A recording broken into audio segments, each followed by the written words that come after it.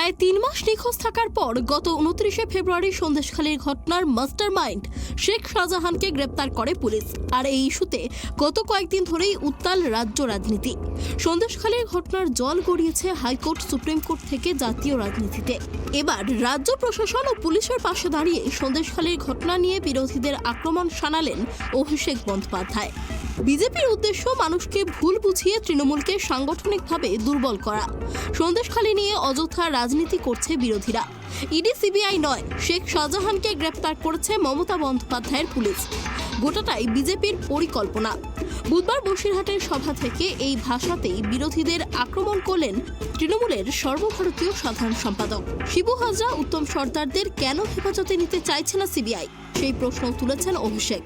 যারা সন্দেশখালী নিয়ে এত কথা বলেছে, আমি দেখুন আপনাদের একটা কথা বলবো, আমার মায়েরা এখানে উপস্থিত আছে। শেখ শাহজাহানকে সিবিআই ইডি অ্যারেস্ট করেনি, মমতা ব্যানার্জির পুলিশ অ্যারেস্ট করেছে। আপনি দেখুন, যারা নারী নির্যাতন নিয়ে কথা বলছিল, অভিযোগ ছিল কার বিরুদ্ধে? অভিযোগ ছিল উত্তম সর্দারের বিরুদ্ধে, শিবপ্রসাদ হাজরার বিরুদ্ধে। আজকে 15 দিন হয়ে গেছে, সিবিআই এদেরকে হেফাজতে নিয়েছে? নেয়নি। তার কারণ বিজেপির লক্ষ্য, বিজেপির উদ্দেশ্য নারী সুরক্ষা নয়।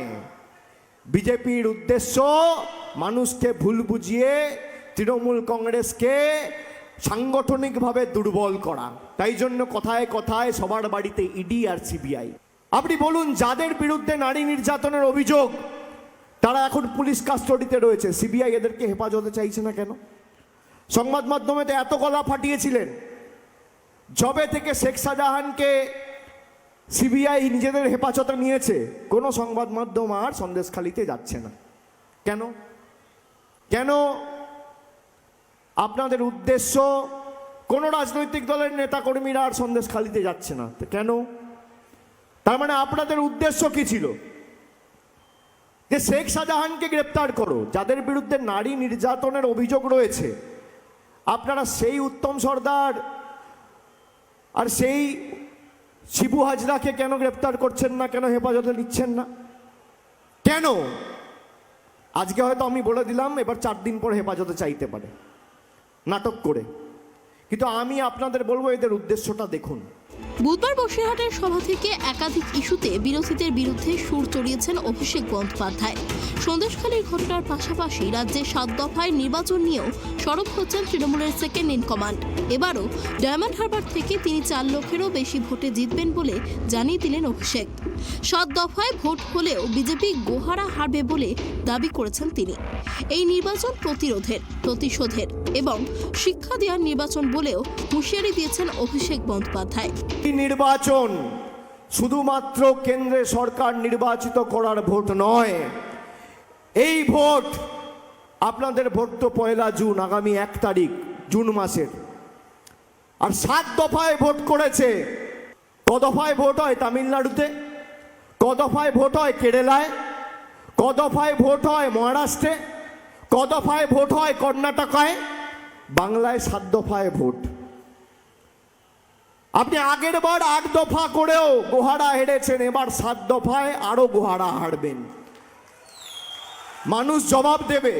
7 দফা 8 দফায় বাংলার প্রতি এই বৈমাতৃ সুলভ আচরণ, আপনাদের ধারাবাহিকভাবে এই বাংলা বিরোধী আচরণের প্রতিশোধ বাংলার মানুষ নেবে। এই নির্বাচন শুধুমাত্র কেন্দ্রে সরকার নির্বাচিত করার ভোট নয়, বা বাংলায় মমতা ব্যানার্জির হাত শক্তিশালী করার ভোট নয়। এই ভোট প্রতিরোধের ভোট, প্রতিশোধের ভোট, শিক্ষা দেওয়ার ভোট, আর বাংলা থেকে বাংলা বিরোধীদের শিকড় সমেত উপড়ে ফেলার ভোট। লোকসভা নির্বাচনের দিন যত এগিয়ে আসছে ততই উত্তপ্ত হয়ে উঠছে বঙ্গ রাজনীতি। সন্দেশখালী রাম মন্দির, সিএএ সহ একাধিক ইস্যুকে হাতিয়ার করে ভোট বৈতরণী পার করতে চাইছে বিজেপি।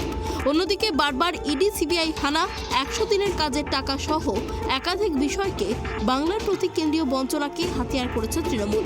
এই আবহে আসন্ন নির্বাচনে কার দিকে পাল্লা ভারী তার সময়ই বলবে। বসিরহাট থেকে ক্যামেরায় বরুণ ভান্ডারীর সঙ্গে দেবযানী সরকারের রিপোর্ট, ট্রাইব টিভি বাংলা।